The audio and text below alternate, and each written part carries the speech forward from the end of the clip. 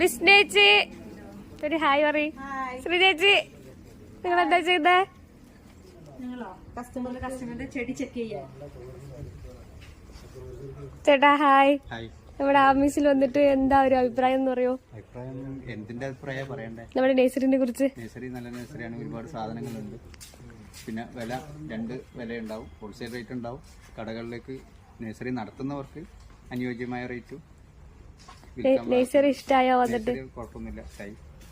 Okay, thank U.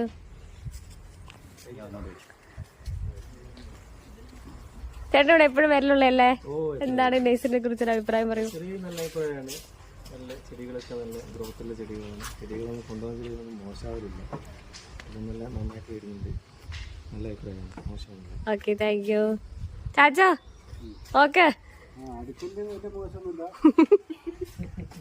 ചിട്ടയ്ക്ക് ഒരു കുഴപ്പമില്ല.